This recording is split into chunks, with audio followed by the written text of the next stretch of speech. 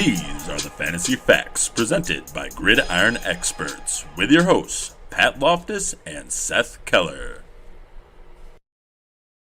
Welcome back and welcome in, everybody. How is it going? It is finally here. Not the time that I got a haircut. Yes, I did. Thank you. Thank you for noticing. Chopped off about like 9 inches of hair, but I'm looking good, feeling good, even though it's the end of a fantasy season happening right now. You're listening to the GX Fantasy Facts presented by Gridiron Experts. I'm your host, Seth Keller at FF, the At Home Dad. Unfortunately, Pat's not able to be with us today, but I'm hoping that, if anything, we can get some people to jump on. If not, I'm going to talk for a little while, talk a little bit about what I kind of went through this season, what some of my takeaways were. I started doing a little bit of work on just a little connector, looking at ADP and fantasy points over replacement, just to try and get a look at like, hey, what did we see this year?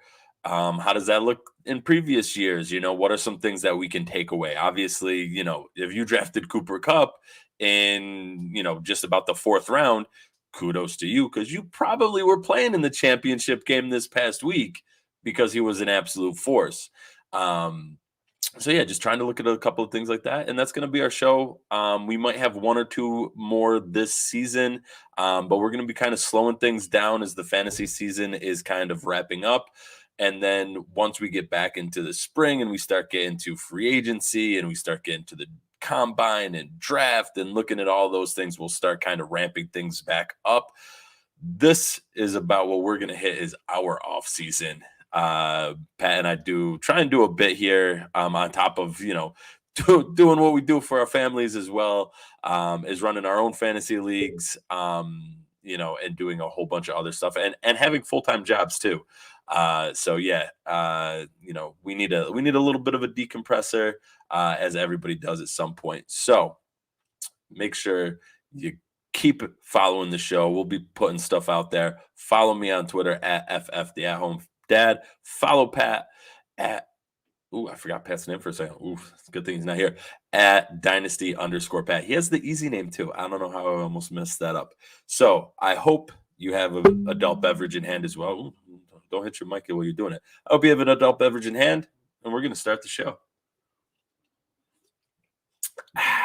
Wonderful.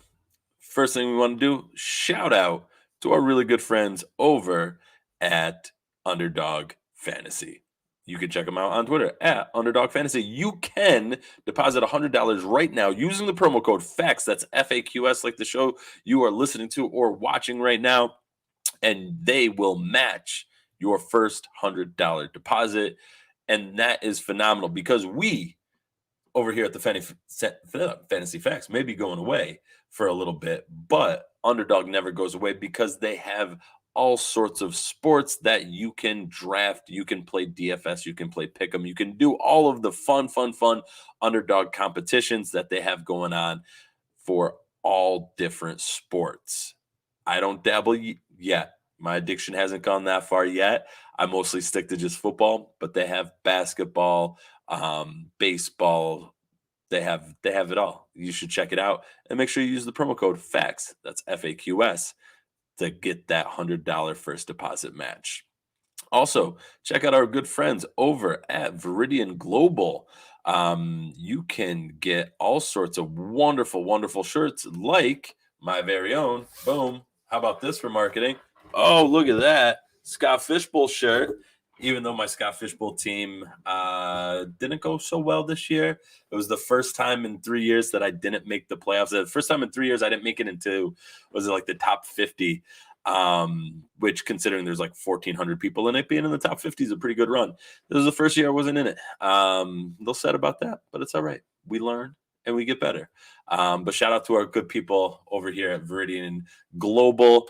Again, you can use the promo code FAQS. Real easy, FAQS at checkout. Go to www.viridianglobal.com and you'll save 10% on checkout. And they got all sorts of awesome t-shirts and hoodies and hats. all fantasy based. They got the Jamarvel one. If you had Jamarvel, you probably won a championship because he went pure ham, eggs, and bacon, like a 50-point game. I unfortunately played against Joe Burrow, who also had a really good game, partly because he was playing with, just that stellar guy, Jamar Chase. We also just set up. I think this may be great or frightening. I'm not sure which one yet, but we set up a phone line. We're gonna see what happens. We set up a phone line. You can call into the show. I'm gonna try my best to make it work. Even though I'm going solo tonight, give me a call. 929-548 FAQS. Again, FAQS, just like the show. That's 3277. Give us a call. I'll see if I can get you on the show with me, and it'll be a good time. We'll all have some fun. All righty then. So, usually here's where we throw a little bit of banter back and forth between Pat and I. And like I said, unfortunately, Pat not able to join me today, but it's not really an opening question, but what I just wanted to talk about today was just, what happened in fantasy championships. I'm going to use this as an opportunity for me to rant for a moment. But I want to hear from all of you, right? So did you have a situation like I did where the Browns left a big old brown steamer on your fantasy team because of just a mind numbing display of coaching and play calling? Like, Pittsburgh has not been able to stop the rush all season long. You have one of the best pure rushers in Nick Chubb, and yet you don't use him. Instead, you continue to throw on first, second, and third down, and you let Baker Mayfield, who at a moment in that first half threw 10 passes and had an equal number of passes caught by his team and the opposing team. They both had one. He had one completion and one interception, and the interception was just abysmal because it was a levels concept. You have one guy going deep, one guy in the middle, one guy short. Those are your three levels. The top and bottom were covered, and there was a guy in the middle that was wide open. It should have been an easy throw. It should have been a first down. Baker tried to force it into the deep throw into the sideline, and the defender stepped right in front of it and picked it off. That was on top of just an insane number of batted passes. And again, I just can't get it out of my head why they did not use Nick Chubb. And yes, I did put some bets in, hoping for Nick Chubb to do well because I expected him to.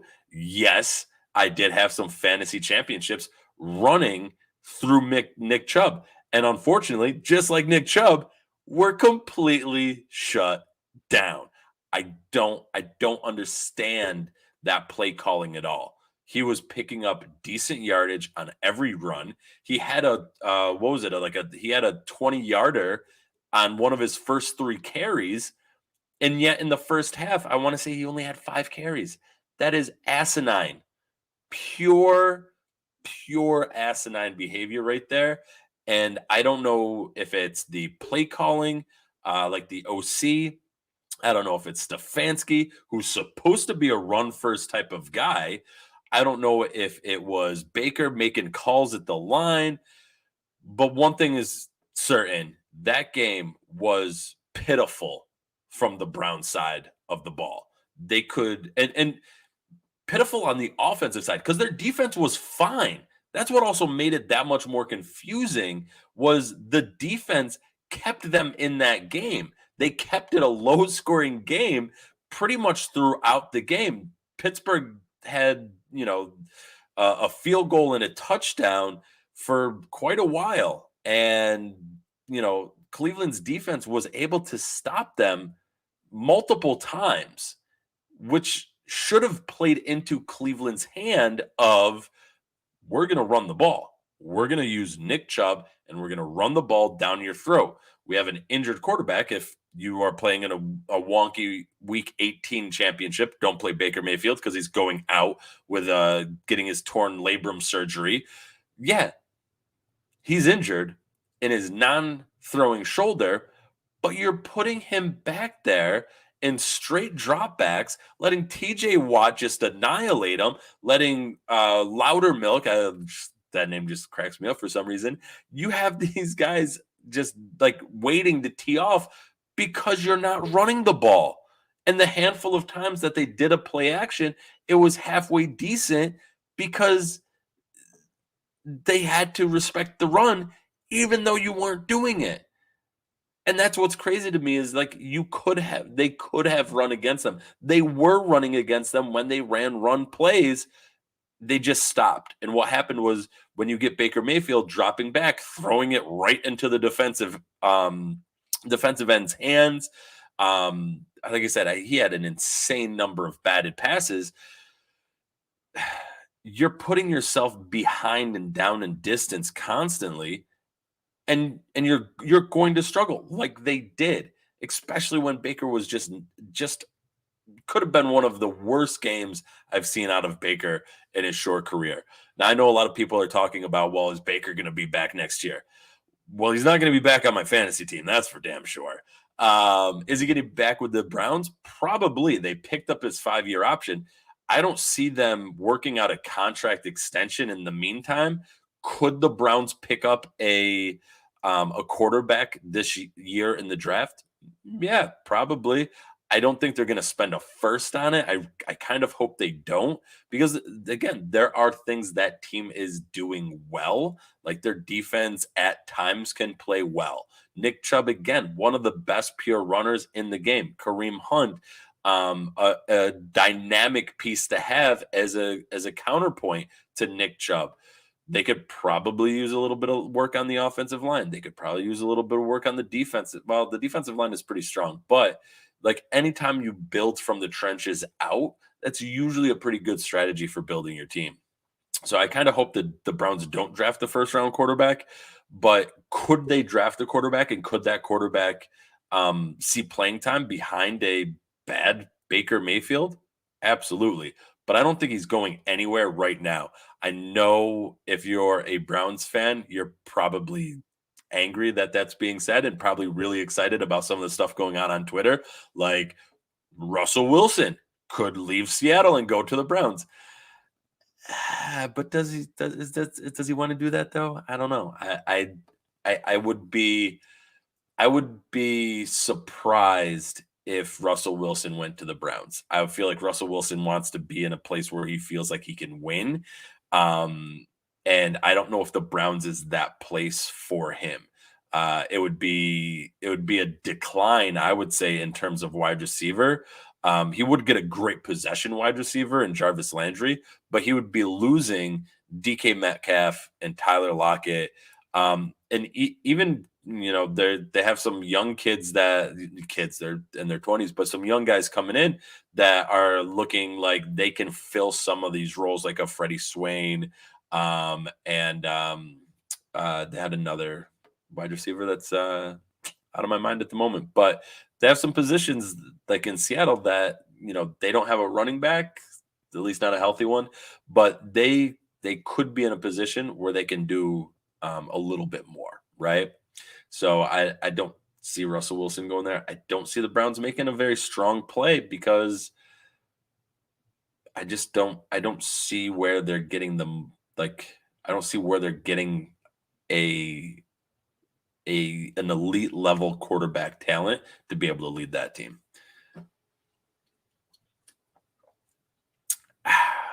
So my horror story was playing in the championship game. I had a 10-point lead. I had Nick Chubb going only against Deontay Johnson, and I felt like I was in a really good spot. I felt like the celebration was already ready to go. I had my champagne chilled, ready to pop for my champagne celebration. And then Nick Chubb got 5 points. And then Deontay Johnson got 17 points. And I ended up losing by 2 points. And that's horrible.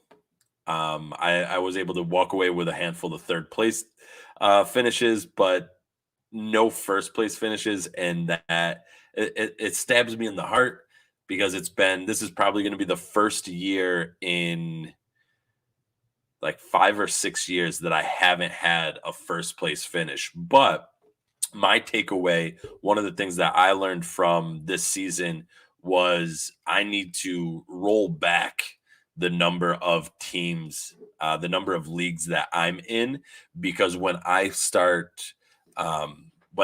playing in as many leagues as I was in, I have too many things going on, and I made some bad plays. I made some times where I was like, "Oh crap! I thought I got him off the waiver wire." I was like, "Oh no, I did it in that league, but not on this league. What happened to this league? Oh, I forgot to get into this app," and that made it even worse because I was playing on ESPN, Yahoo, Sleeper, MFL.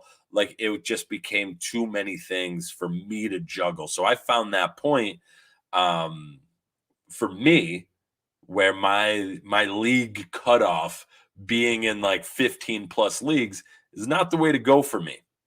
I'm gonna have to trim that down a little bit this season, and cut down on some of those because mm, that was part of my downfall, was not being able to make some adjustments that I would have in years past because I would have had a more manageable bunch of leagues. It still seems like a lot, but 10 leagues is a pretty good number there. I feel like that's a good number for me.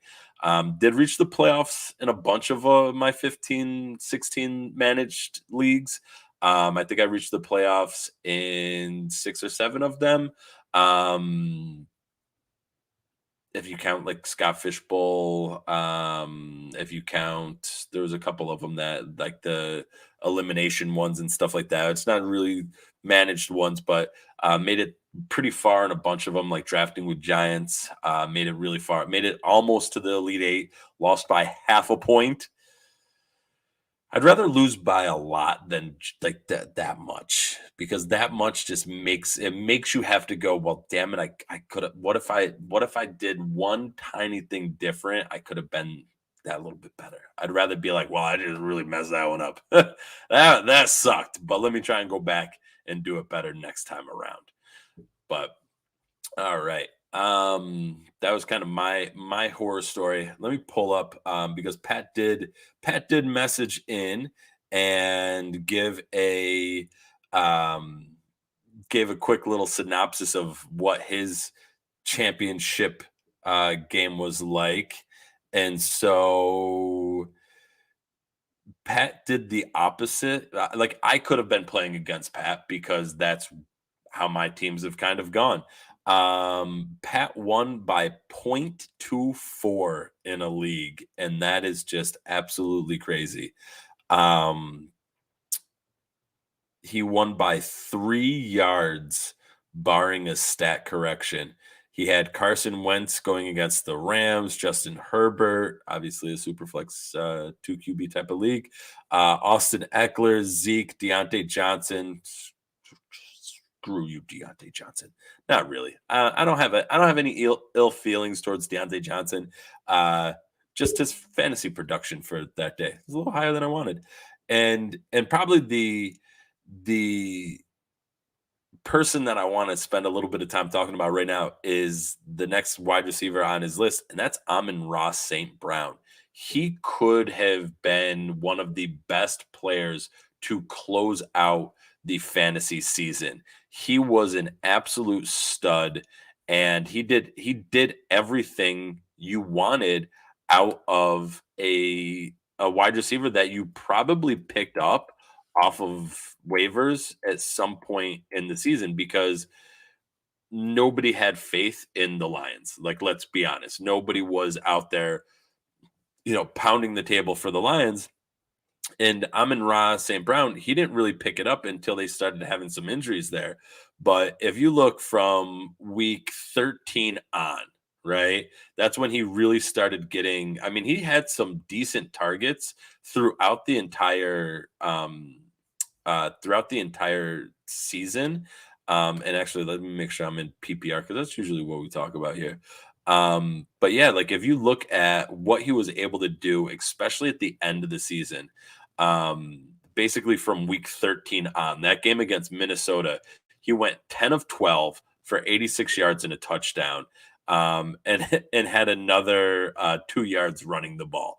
But he was able to pick up 24 points in week 13, which again, that's a vital week as you're making your push for the playoffs. The next week against Denver, again, 8 of 12, 73 yards. Week 15 against the Cardinals, 8 of 11 and for 90 and a touchdown. Atlanta, 9 of 11 for 91 and a touchdown. Um, and then week 17 against Seattle, 8 of 11 for 111 and a touchdown. And then an additional 2 rushing attempts for 23 yards and a touchdown. And I didn't mention the other rushing attempt. He had a 5-yarder against Arizona and 2 for 19 against Atlanta. He finished out the season with 24, 15, 23, 26, and 35 fantasy points. So, in the argument of who was a league winner, I mean, I would like to say Chase, but he got me a third place finish, but that's all right. I should have been in the finals, but it's been back to back weeks of the Monday night game just ruining me. The terrible like two a game against the Saints, and even the Saints being terrible also. Like it was just like multiple players in last Monday night's game and this Monday night game just out to get me. But Amon-Ra St. Brown was like he was a league winner for you because you probably got him again. You probably got him off the waiver wires. You probably didn't draft him, but when he started getting, all the way back in week 4, he started getting 8 targets, and throughout the rest of the season, from week 4 on, he went 8, 8, 7. 5, 6, 4, 4, and then you get into the week 13 where it was 12, 12, 11, 11, 11. Like that's how we finished out the season, was not a game below 11 targets. And that is phenomenal production.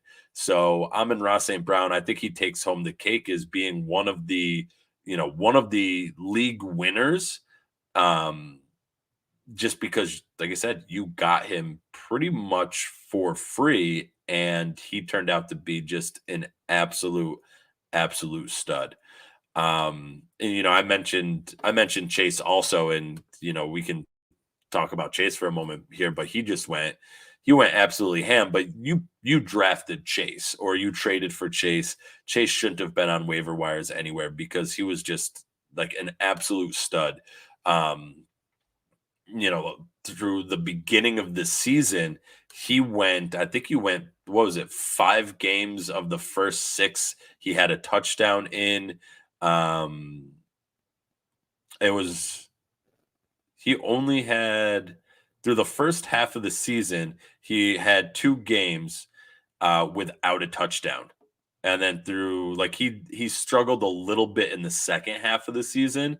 But he had, again, was getting decent number of targets the entire time. But then, week 16 against Baltimore, 10 targets, 7 receptions, 125 yards, just couldn't find the end zone.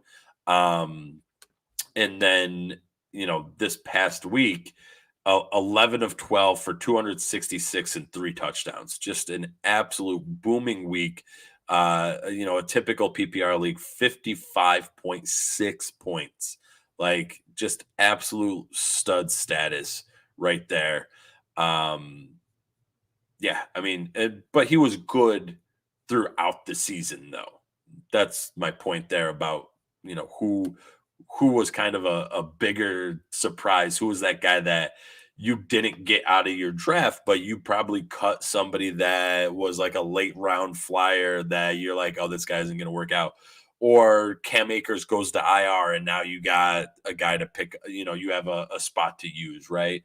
There was a whole lot of IR and COVID stuff happening, so there was a lot of options to kind of move stuff around there. But Jamar Chase was one of those guys that, he was there the whole season, whereas Amon-Ra St. Brown, you got him for next to nothing. So definitely a really fun kind of pickup there. We'll do a little bit of looking at some of the players that I think we can all kind of talk about Cooper Cup being an absolute stud. But like Jonathan Taylor was another absolute stud. Joe Burrow was an absolute stud for you. Rashad Penny, this was an argument that Pat and I had earlier on a few weeks ago when Rashad Penny just kind of got his start was what do you do with Rashad Penny, right? All of a sudden, he comes out of nowhere and he drops a 25-point game. And actually, it was more than that. That was in standard when we switch it over to PPR. He got you an extra reception, so he got you an extra point there. So a 26-point game. But that was against Houston. Then he goes against the Rams and he only gets 6 points. And so it became one of those things of like, well, what do we do to close out the season? There's two really big weeks left. What do you do with Rashad Penny? And the correct answer was play him, play him, play him. Mostly because he was going against Chicago and Detroit. So those are pretty obvious, play guys, play especially running backs against them. But he ended out the season with a 20-point game, and then week 17 dropped 32.5 points, which was good for, was that the fifth highest score in week 17? I believe it was. No, it was the fourth highest score. There you go. DK Metcalf finished with the fifth highest score. Devontae Adams right up there again, putting in work the entire time. Najee Harris, oh, Najee Harris's stat line is what Nick Chubb's stat line should have been. 180 yards and 1 touchdown. I would have liked Nick Chubb to get 2 because I put some money on him to get 2. But that's like what Nick Chubb's stat line should have been. Another guy that came out of nowhere. Beer break. Delicious. Another guy that came out of nowhere and helped win where he could. He did. I did have him in a league where I ended up going towards the finals. I started this young man and ended up losing. I got all excited. I even screen captured him getting up and pounding his chest after an incredible catch. But the one Braxton Berrios, he finished out the season with 10-point games in weeks 14, 15, and 16, and then a 25-pointer in week 17. So if you were bold enough to pull the trigger on Braxton Berrios, probably because they had no one else there to really do anything for for that team, for the Jets, if you will. He was getting targets. He had 12 targets last week, or this past week, week 17, and took 8 of them for 65 yards and a touchdown. And then ran for another 12 yards and a touchdown. He had himself a fantastic day. And like I said, if you had the cojones to go ahead and play Braxton Berrios, he had a great game for you to kind of finish it up into the championships. And so, there's a bunch of things to kind of look at with the Jets, and I can't believe I'm going to say this. I believe there's some progress there. If you watch the way that they played against the Bucs, they seem to be moving in the right direction. And I know everybody saw Antonio Brown take off his pads and his shirt and throw it into the stands, and then hop away through the end zone and just out. I know everybody saw that, but if you saw the entire game, it ended the way you thought it would, with the Bucs winning. But the Jets actually put on a decent performance, and that I believe that's probably, it's probably more to do with money and incentives and stuff like that with Antonio Brown. But they were losing to the Jets at that point, I want to say, and that That may have had something to do with it as well. So definitely some interesting interesting interesting and hopeful pieces out of the Jets. Zach Wilson didn't turn the ball over like he was earlier in the season.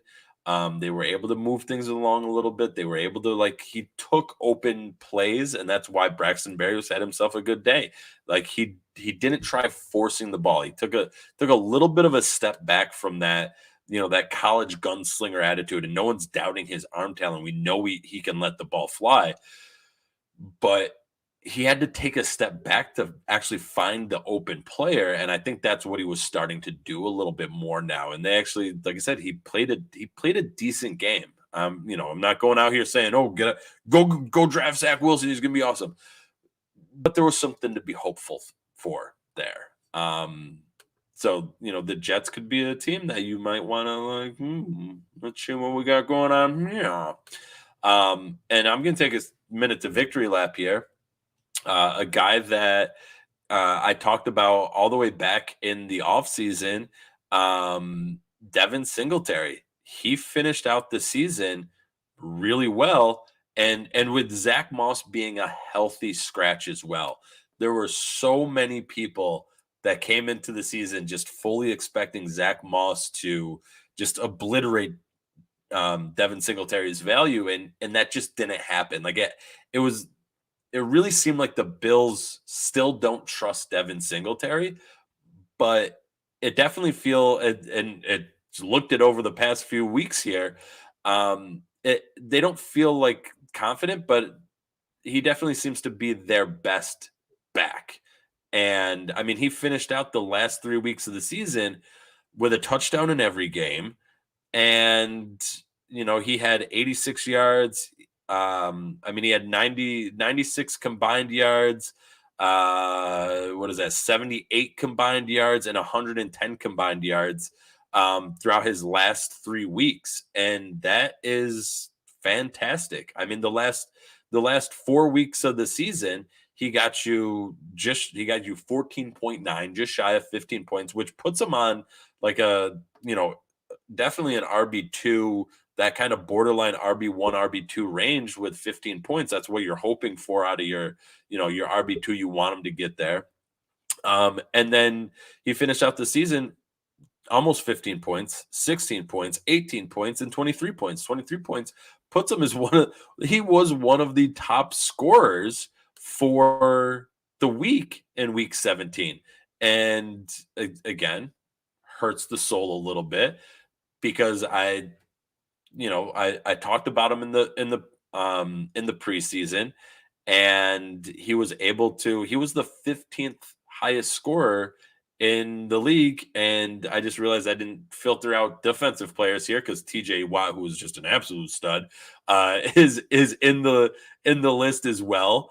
But if you just sort it down to offense, he was one of the top offensive players on the week, beating out quarterbacks, right? He was the 14th best just offensive player in general, Devin Singletary. And he's going to finish out the season. I want to say he's going to finish out the season pretty close to what I projected for him in the preseason, and that was around 900 all-purpose yards. And actually, he's about to hit 1,000 all-purpose yards, and he would be hitting that. He'd be hitting that this week, but it's that added week, so he's right around where I projected him in the beginning of the season. Yes, there were some definitely some ups and downs there where he had games where you're like, what's happening? He's completely unstartable. He had a bunch of weeks like that, but he finished out the season strong enough where you could actually play him. And so if you had him on your bench, and you were ballsy enough to start him against Carolina, New England, and you definitely should have started him week 17 against Atlanta unless you had better options out there because they were just abysmal, and that ended up being his best game. And against Carolina and New England, he showed you and I think the team that he could rush the ball and do just fine with it. And so for as much kind of hate as Devin Singletary has gotten, he's still, he had a decent he had another decent outing. He had over 150 attempts, 782 yards, and 6 touchdowns rushing the ball. He had another 38 receptions, and 204 yards catching the ball. His big issue was his fumbles, and that was like I'm gonna assume that's probably what the issue was in the early part of the season because that's where all his fumbles happened. He had 3 fumbles in the first 2 weeks. You're not gonna be on the field much in the NFL if you're fumbling it that much, and so he took care of that throughout the latter half of the season, and he was decent. Now, will he be decent next year? I don't know. I could definitely see the Bills going out and trying to get a running back. If they don't, he's going to be another late round flyer because he's going to be somebody that people are just going to sleep on, sleep on, sleep on, sleep on. And if he has cleaned up his fumbles, and he had 5 of them this season, if he does clean up his fumbles, he's going to be a guy that if the Bills don't bring somebody new in, that's a threat either through the draft or through free agency or through trade, he's going to be another guy that you can probably expect to get you around 1,000, around 900 to 1,000 all-purpose yards on, about 150 rush attempts, about 200 opportunities, which that's a decent flex play if you can find the places to start them, right? And if you get them super late, like you were able to get Singletary super late, that's how you win fantasy leagues in the long run is you're able to find those guys that come out super late, and you're able to take advantage of that. All right, let's see here. Oh, what's going on with the computer? Looks like it's slowing down a little bit. There we go. All right. You know what? That's just the computer's way of telling me, Seth, you've been talking for a minute. How about a beer break? Absolute, computer. Delicious. All right. I mean, if we kind of drop back into just on the season, who have been some of the absolute studs, and I think positionally, it's real easy to say Jonathan Taylor is up there, Cooper Kupp obviously is up there. There's a bunch of guys that just excelled and did so. I don't want to say out of the blue because honestly, you can't go on Twitter without finding somebody bashing a player and at the same time hyping them up. So there's a bunch of guys that just played great this season. Austin Eckler was another one. I doubt him way too much. But he had himself another great outing. The sad part is I'm going to probably doubt him again next year, and that's a flaw of mine, but I can address that flaw, and I will probably doubt him and maybe pick him up in 1 or 2 leagues, but that'll mean that he'll get. And knock on wood, I don't want this to happen to Austin Eckler. I'm just talking about my bad luck. I'll finally get Austin Eckler. He'll start off the season phenomenal, and then he'll be broken for the rest of the season. That's what happened with CMC. Finally got him on one of my rosters. And yeah, he wasn't able to do much of anything for me this season because he was continuously hurt. Deebo Samuel was another steal. I don't know if he gets as much love as he should.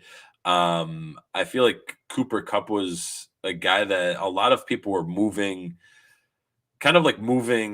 in that direction. A lot of people were like, Matt Stafford's there. He's going to do a lot better. It's going to be a lot of things. I don't think anybody expected, a 15 touchdown. I mean, hell, he could finish the season with 2,000 yards, depending on how the Rams play this upcoming week. But he has 1,800 yards right now and 15 touchdowns. Like that's 138 receptions. That is one hell of an outing for Mr. Cooper Kupp. I don't think anybody projected it to be that. But he definitely far exceeded expectations. I think Debo Samuel was another one that did that as well. We talked about Jamar Chase already, um, and a little toot of me tooting my own horn here.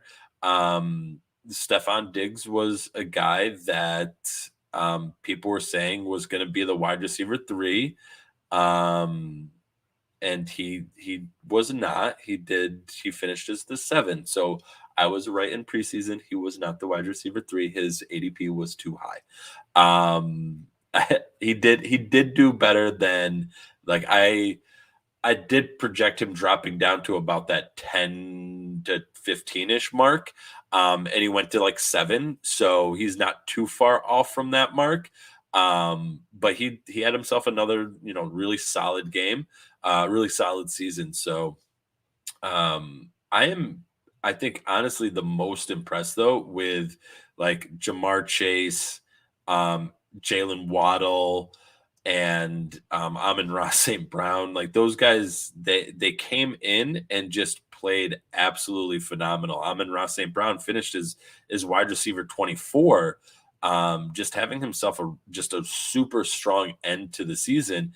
And if the Lions are able to build anything and put pieces around him, there is a whole lot to be hopeful for Amon Ross St. Brown there. Brandon Ayuk was one that we talked about Debo. Debo was going in, I want to say the 6th or 7th round, and Brandon Ayuk was going in like the 5th or 6th round, whatever it was, one round ahead. And I was one of the people that was like, I think Brandon Ayuk is going to have this better season. And then I still don't understand why exactly, but they just did not try to get Ayuk the ball at all through parts of the season. And again, not sure why, but they were like, we're just going to give it to Debo. And so in a couple of leagues, I went back and forth with Ayuk and Debo. And Debo ended up definitely being the better play.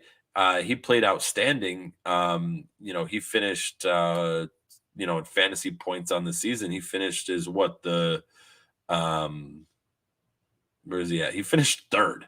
Yeah, one of the few wide receivers over 300 fantasy points on the season. So yeah, he had himself one hell of a season.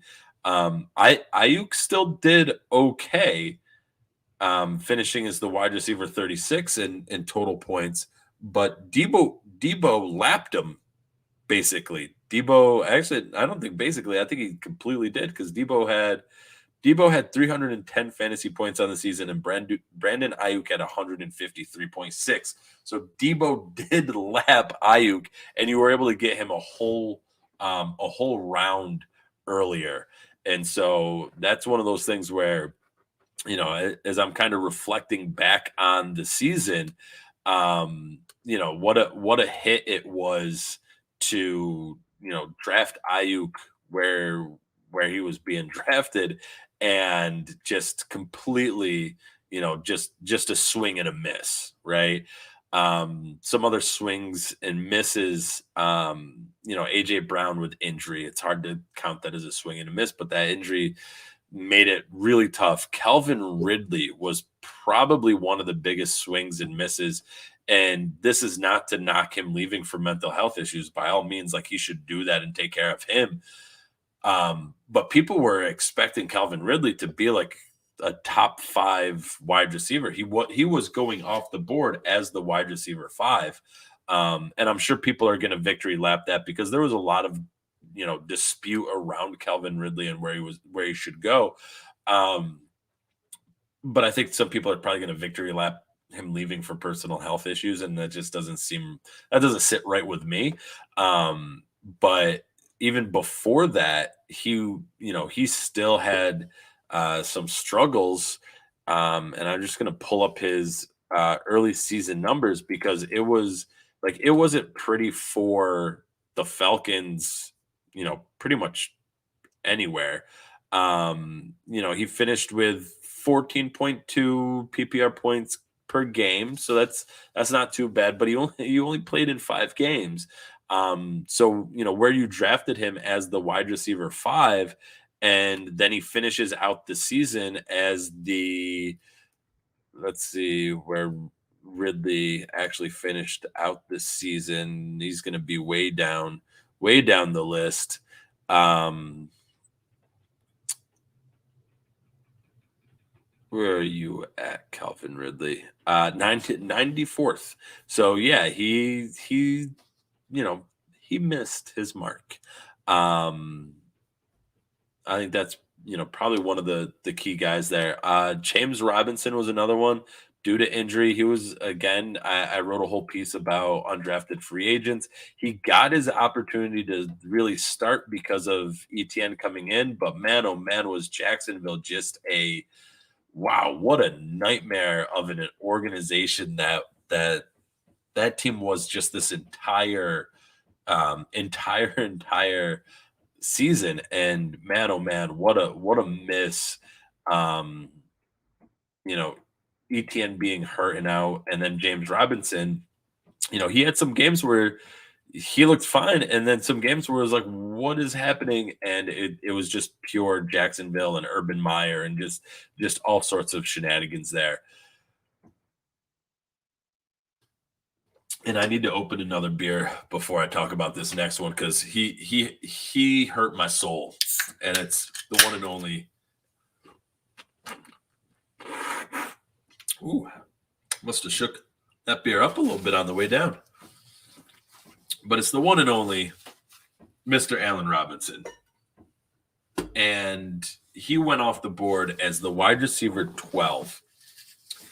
I got Allen Robinson in the Long Island live draft. That shout out to Sal Leto, that helped kind of set that up and really like spearhead it. I was like, hey, we should totally. There's so many guys in Long Island that produce content. We should totally do a league. And he took that like idea and just completely ran with it. And we got a whole bunch of guys together that all produce content in Long Island. And I came in last place. We're not going to dwell on that, but I drafted Allen Robinson, went with a running back heavy approach. Jonathan Taylor Thomas, JTT, Saquon Barkley, Clyde Edwards-Helaire. I felt like I was going to be in such a great spot. And then to have Allen Robinson fall to me in the 4th, I was like, oh my goodness, this is going to be amazing. I'm going to have what I think is a top 12 wide receiver to pair with what I thought was a top 5 running back in Jonathan Taylor, and the potential for another top 10 running back in Saquon, or a top 15 or better in Clyde Edwards-Helaire, and literally everybody except Jonathan Taylor just did not live up to expectations, but no one worse so than Allen Robinson. Like it was so it was painful to watch Chicago games this year. And I watch them because I'm trying to watch and see like who I can get fantasy value from and who are we going to talk about this week and whatnot. I feel bad for Chicago Bears fans because those games were tough to watch, and I can only imagine tough to cheer for. Man, that's that's a tough. They're gonna go through a real tough rebuild right now. Hopefully, Justin Fields can build off of. He had some successes this year, not a whole lot of them, but hopefully he can build on them and overcome some. But Allen Robinson is going to go from like a top 12 wide receiver to, man, you'll probably get Allen Robinson for a discount, especially if he stays in Chicago.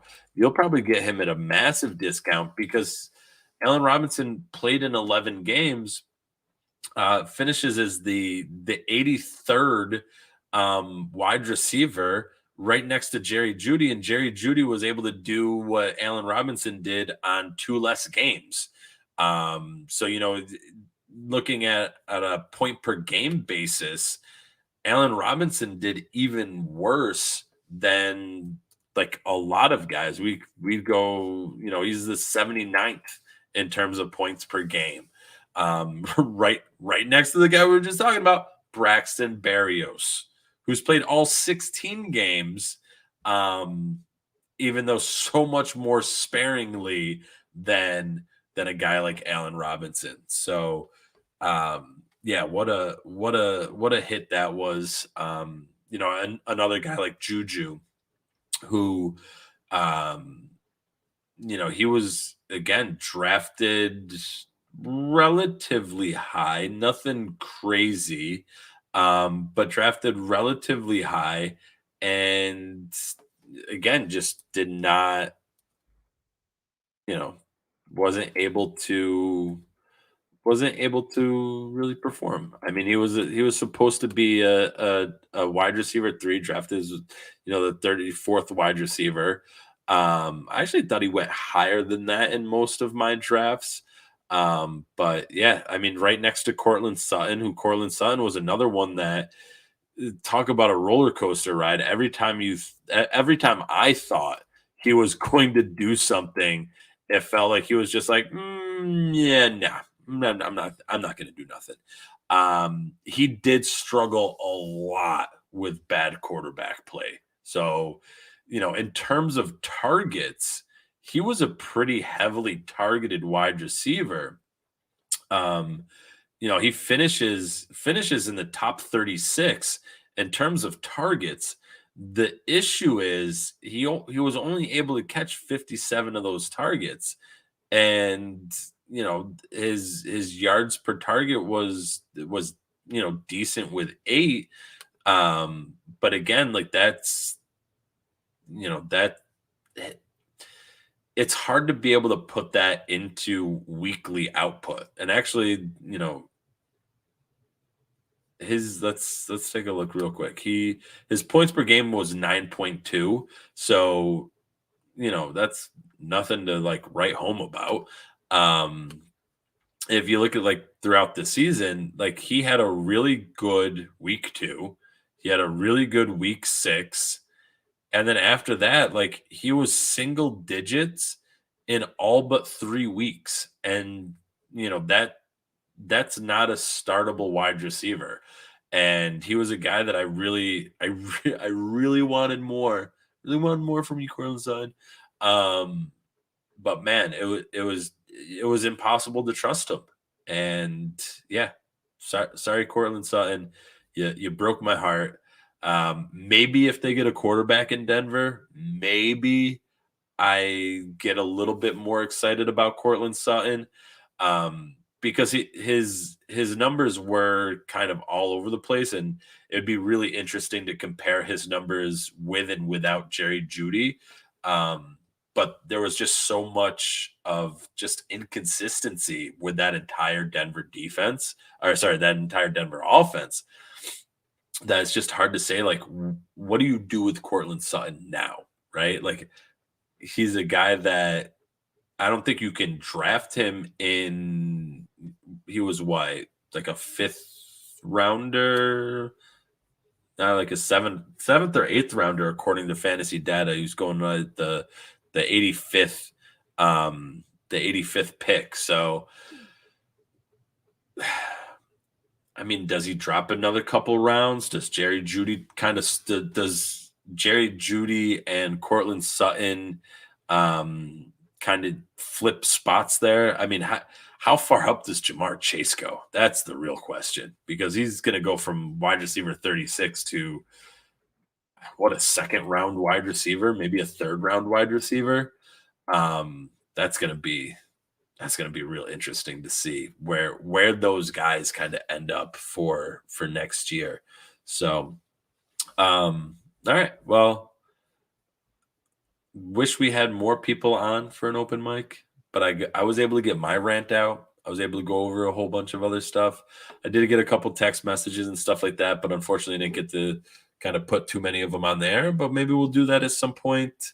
It will be able to tell to some point soon. So until then, ladies and gentlemen, make sure you follow the show at GX Fantasy Facts. That's FAQS. Give me a follow on the Twitters at FF the At Home Dad. Give my co-host Dynasty Pat a follow at Dynasty_Pat. Be sure to check out at Underdog Fantasy. Check it out, underdogfantasy.com. Get yourself in there, especially now. There's no better time to do it. Next week is going to be fun because you don't have any fantasy kind of connections. You can either just watch the game or you can have some fun betting on it. Put a little money down, see what you get out. It's always fun to do. Those little pick 'em games, I'm addicted to them. I think they're so much fun. Deposit up to $100. We'll match up to $100. Just use the promo code FAQS. That's FAQS. Also, check out our good friends over at Viridian Global. Again, promo code FAQS. You could get an awesome shirt like my Scott Fishbowl one. They have hundreds of shirts over there. I love the fact that so many of them relate back to the fantasy players we love. Did Jamar Chase win you a championship? Go get yourself a Jamarville t-shirt. Why not? You should take a portion of that winnings and celebrate the player that helped you win it. They have all sorts of players. It's a great website. Check them out, viridianglobal.com. That's all, folks. That's all we got. That's all we're doing today. All right? Hopefully we'll see you all soon. In the meantime, catch you on the flip side. Ba-da-ba, ba-da-ba, ba-da-ba, ba-da-ba, ba-da-ba, ba-da-ba.